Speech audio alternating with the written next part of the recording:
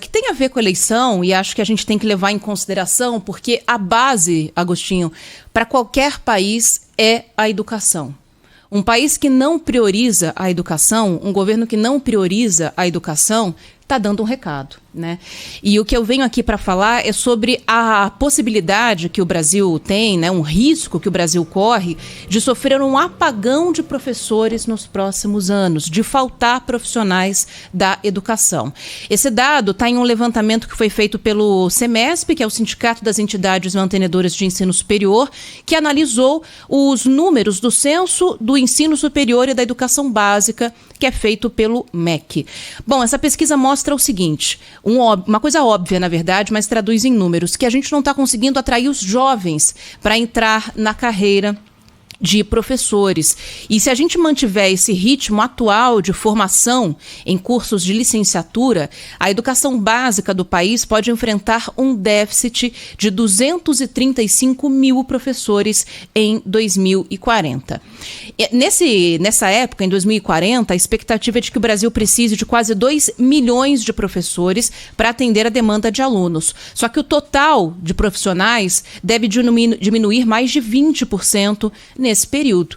A gente não precisa de muitas explicações para isso, né? As condições de trabalho do professor no Brasil são muito ruins, de infraestrutura, de remuneração, de segurança em sala de aula, né? Então, o número de professores com até 24 anos, que são aqueles jovens que acabaram de se formar e estão iniciando a carreira, caiu 42%, né? Quase pela metade de 2009 até 2021. Enquanto isso, os professores com mais de 50 anos, que são aqueles que estão já prestes a se aposentar, aumentou mais de 109% nesse mesmo período. Além disso, muitos não chegam nem à aposentadoria, Agostinho. Muitos abandonam a carreira antes por causa de condições inadequadas de trabalho. E saúde mental também foi algo que pesou bastante. Os trabalhadores dessa área, né, os professores, estão aí entre as classes que mais sofrem de burnout, aquele esgotamento físico e mental por excesso de trabalho, que tem sido apontado como uma das principais causas de afastamento. Em 2021, só 47%, né, menos da metade desses profissionais, avaliaram a própria saúde mental como boa ou excelente. Mais de 34% continuam reclamando de estresse prolongado e 72% disseram não ter acesso a apoio psicológico para cuidar da saúde mental. Então é uma área que atrai muito pouco os profissionais e que a gente tem que prestar atenção no que vai ser oferecido para a formação desses professores, porque sem os professores a gente não chega a lugar nenhum, Agostinho. Nem quem gosta de criticar o professor chegaria a algum lugar, porque precisa de uma formação básica. Então esse é um cenário preocupante que é trazido por essa pesquisa do SEMESP. É isso, e acho que muito disso que você falou, dessas dificuldades que a categoria enfrenta, são dificuldades históricas, né? Porque o Brasil, de fato, não prioriza a educação já faz um tempo. Mas acho que os últimos tempos foram mais cruéis ainda. A pandemia exigiu demais dos professores, né? De todos nós.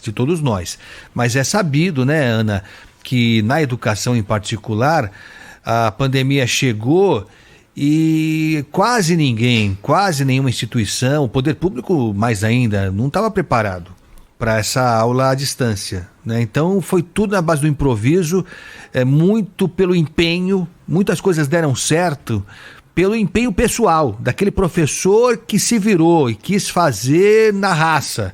Só que isso paga um preço, né? Paga um preço, a saúde vai para o espaço mesmo. Você sabe que eu tenho uma amiga, ela é namorada de um grande amigo meu, ela é professora também de ensino básico. Jovem, né? Tem menos de 30, não, acabou de fazer 30 anos, na verdade. E teve que sair de um emprego recentemente porque teve burnout.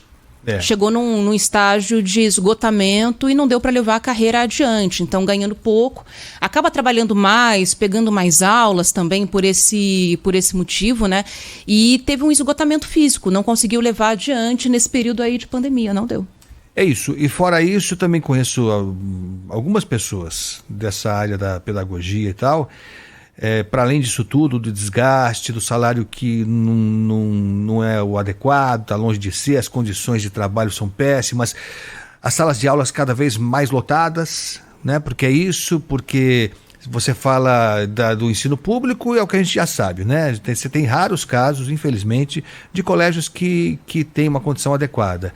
Nas escolas particulares, em que muitas vezes a situação é um pouco melhor, a crise também pegou tão forte que o número de matriculados caiu. Então, para otimizar o espaço, para diminuir custos com energia elétrica, com água e tal, muitas escolas lotaram as salas, juntaram 3 turmas numa sala só, sobrecarregando demais o professor. E para além disso, eu conheço vários casos, não são poucos não, com essa briga que a gente tem, esse país dividido ao extremo, com teses malucas que surgiram, né, teorias sobre coisas consagradas, como, por exemplo, se a Terra é redonda ou não.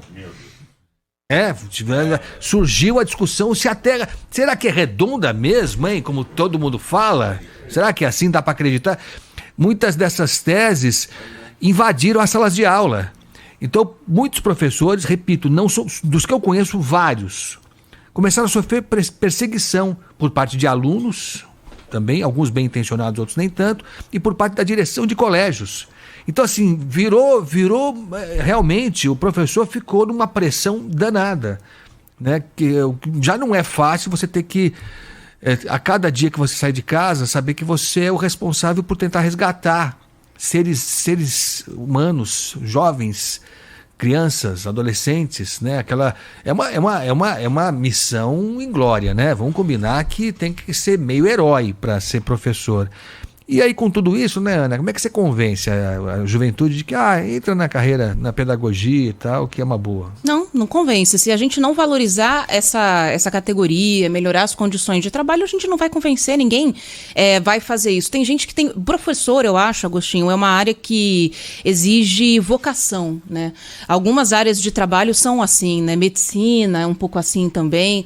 Acho que, de uma certa maneira, o jornalismo também, né? Porque também é uma área difícil, trabalha-se muito. Então, se você não gosta muito daquilo que você faz, é difícil de levar a carreira adiante. E no professor ainda mais, porque tem essa função social mesmo, né? De quantas coisas a gente fala aqui que acabam caindo no chapéu de quem trabalha em escola. Então, você tirar as crianças da sala de aula, colocá-las em home office, por exemplo, dificulta que denúncias de abuso cheguem às autoridades, porque muitas vezes é o professor que está em sala de aula que nota que a criança está estranha, está machucada, ou está passando por um problema psicológico grave em casa, pais brigando, se separando, enfim, esse tipo de coisa que não devia nem ser função do professor, né? Mas acaba caindo aí também na lista de trabalhos do professor. Então, é um trabalho que exige muita dedicação e eu acho também que a pessoa tem que nascer para aquilo. Mas mesmo nascendo para aquilo, muita gente não vai querer, porque ninguém quer passar dificuldade, ter conta para pagar ou ficar doente. E o jovem não vai entrar nessa área se a gente não melhorar as condições de trabalho. Então, dá mais dinheiro, começar por aí, ampliar o salário dos professores. Porque se ele souber que ele vai ralar, e muito, mas vai ser bem remunerado, vai poder ficar em um emprego só, não vai ter que ter 2 ou 3, acho que já está uma aliviada, não é não? Já melhora um pouco a condição de vida dele. E melhorar a estrutura das escolas também para que essas aulas atinjam as pessoas da maneira certa. É isso, é exatamente isso. Acho que não tem ninguém que discorda disso. Não tem milagre, né? Não é uma receita mega milagrosa. O negócio é pegar e fazer, né? É isso. E de novo, acho que não vai ter muita gente que vai discordar disso. De que a priorizar a educação é algo que tem que ser feito por qualquer país que se considere decente e que projete um futuro mais promissor para os seus cidadãos. Então acho que ninguém discorda disso. Né? Qualquer candidato mais meia boca que você veja vai falar que a prioridade dele é educação, saúde, segurança. Todo mundo bota educação. Só que na hora do vamos ver não é assim que acontece. Então, voltando no início da nossa conversa aqui, a eleição é decisiva nesse sentido, né? Você escolher alguém que, pelo menos no discurso, defende a educação e, mais do que isso, no histórico dele, né, tenha mostrado empenho, né, a defesa da educação. A gente vai ter um ano que vem, os próximos anos, isso ninguém discute, e aqui ninguém está fazendo política, os próximos anos serão duros demais para o Brasil.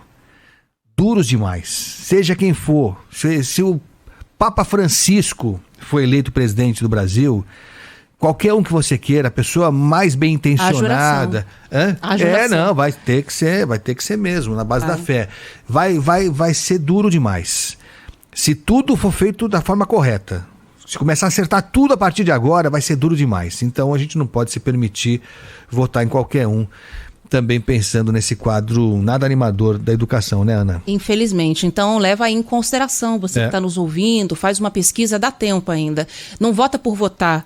E principalmente a questão do legislativo. Então, votar em senador, votar em deputado federal, estadual, é na mão dessas pessoas que está, né, Agostinho, a aprovação de leis importantes para todas as áreas, né, que são responsáveis aí pela nossa vida. Então, votar com cautela. É isso aí, e confiando, fazendo a nossa parte. Se você votar com seriedade, com equilíbrio, pensando no interesse maior, não só no interesse individual, que seja seu, exclusivo, não é assim que funciona. Ou até pode, na verdade, assim, a ideia é que a gente tenha uma eleição de deputados, de senadores, que representem diversas, né, formas de pensamento, que a gente tenha essa diversidade. Então, pensar, por exemplo, do seu ponto de, não, eu quero priorizar a educação, eu sou pai, eu sou mãe, quero alguém que priorize a educação. Não, eu sou médico, quero alguém que priorize a saúde. A intenção é que a gente tenha, né, de uma certa maneira, essa representatividade toda. Mas o lance é pensar e votar com seriedade, não votar por votar, votar em qualquer um. O que eu digo de pensar pequeno, pensar no seu interesse individual, no pior sentido da palavra, do individual. Eu falo por mim, eu felizmente, por sorte, sei lá por que motivos, eu dependo menos do poder público. Pelo menos por enquanto, né? Vai que daqui a pouco muda tudo. Mas eu dependo menos do poder público. Então, por graça divina, eu hoje posso pagar um plano de saúde, o que já me diferencia demais, infelizmente. Ah, sim. Infelizmente. Tem que se reconhecer privilégios. Né? Então, mas é verdade. Então, sou branco, enfim, tem um monte de coisa que facilita bem, né? E olha que, assim, estou falando de mim, mas porque a gente pode citar mais 10 mil exemplos e quem está ouvindo a gente vai perceber, vai se identificar ou não vai, mas vai entender o que eu quero dizer. A gente tem algumas características, nasce em alguns lugares, tem alguma sorte, não sofre de uma doença grave, tem tanta coisa que condiciona a sua vida, né? Que pode dificultar demais a sua vida, e eu, graças a Deus, tive sorte nesse sentido. Então hoje estou aqui trabalhando e posso pagar as contas. Então, para mim, o poder público é menos relevante nesse sentido. Então, eu tenho isso como princípio de vida, mas respeito quem pensa diferente. Eu procuro votar em quem vai fazer mais para outras pessoas. O meu interesse nesse momento, felizmente, é menor. Nesse sentido, me interessa menos isso. Então, eu preciso pensar num poder público que atenda o maior número de pessoas. Então é isso. Então vote tranquilo, vá sossegar, vai votar na paz. Não precisa ostentar, nem deve mesmo. Pode, né? Pela lei você pode colocar camiseta, boné, bandeira do teu candidato, e acho legal demais isso. Acho mesmo legal. Costumava fazer isso, inclusive. Mas nesses momentos bicudos agora, eu acho que é melhor a gente ir pianinho, vai tranquilinho, camisa branca da paz, aí. Vota em paz e volta em paz também. Isso aí. E não escorregue em nenhum santinho. Não. Né? Espero que esse ano ninguém sofra acidentes, porque vira e mexe tem também. Também tem, é verdade. Só escorregando naquele papel, que não basta ser um papel que fica melecado no chão, porque vira e mexe chove, tem um vazamento. É um papel plastificado, né? Então escorrega mais ainda. Cuidado com isso daí. É isso aí. Você já decidiu o seu voto, Ana? Já. Você está apressada para ir embora? Eu tenho uma reunião que está começando na sala ali do lado. Vamos falar mais um pouco, então. Você vai fazer a sua colinha? Não, tem que fazer, né? Porque assim, a minha memória é péssima. Eu sou capaz de esquecer quem eu sou. Então eu preciso levar um papelzinho e eu também vou levar documento impresso. Eu não quero depender só do celular, porque esses aplicativos às vezes dão um problema, né? Muita gente acessando ao mesmo tempo. Então o documentinho com foto, tudo na mão ali. Isso aí. Eleitora raiz. Sorte assim que para eu gosto. todos.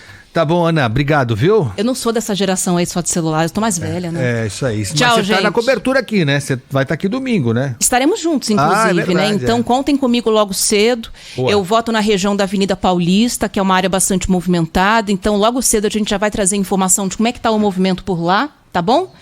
E depois estaremos no ar aqui também para acompanhar as votações e todas as coisas que tais.